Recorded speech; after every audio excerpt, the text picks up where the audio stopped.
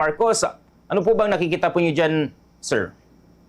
So, una-una, walang sino mang may karapatan na pigilan ang isang mamamayan na mag-file ng isang ethics complaint laban sa isang mambabatas, no? Whether senator or house of a member of the house, no? So, karapatan ng tao 'yan.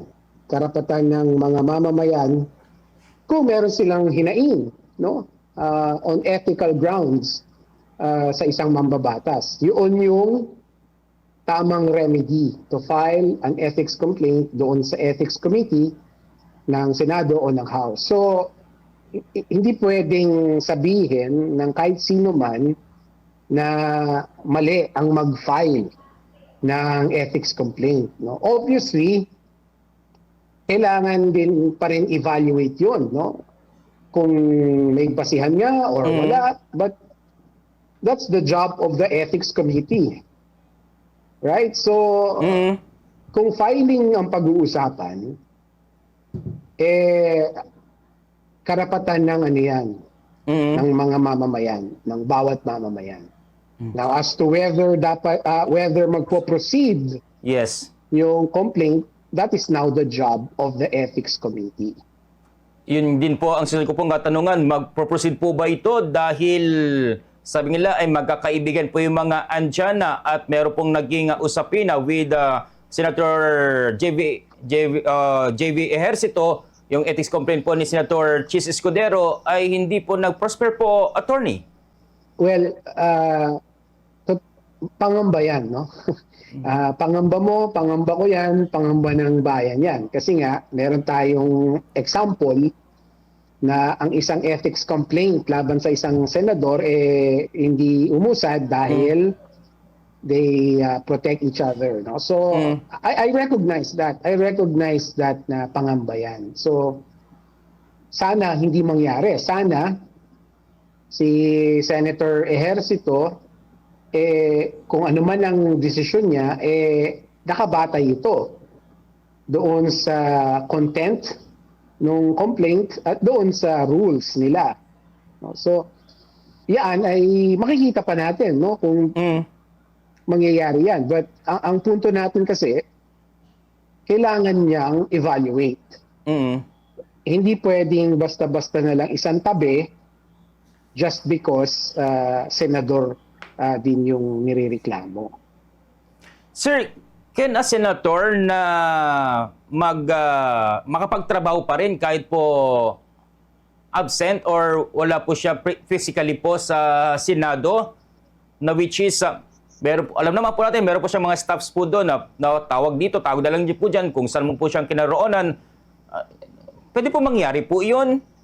Or kinakailangan po talaga yung mismong presensya po niya, attorney?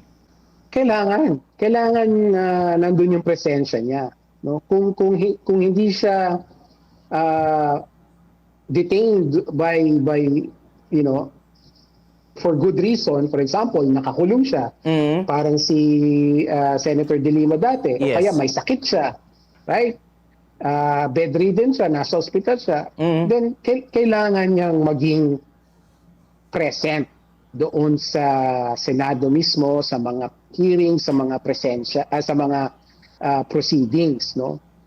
Kasi tandaan mo, Frami, ang taxpayers ay gumagastos ng halos 2 million per day. 2 million per day sa bawat senador. Siguro naman, pwede naman natin i-require na naroon sila. Magtrabaho sila doon, right?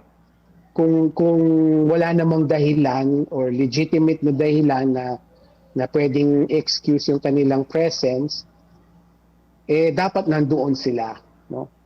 Ulitin ko lang, we are spending, taxpayers, ikaw, yung mga nanonood sa'yo, nakikinig sa'yo, you are spending almost 2 million pesos a day para sa isang senador. So, kalokohan naman kung sabihin natin pwede siyang mag-absent ng ganun-ganun na lang.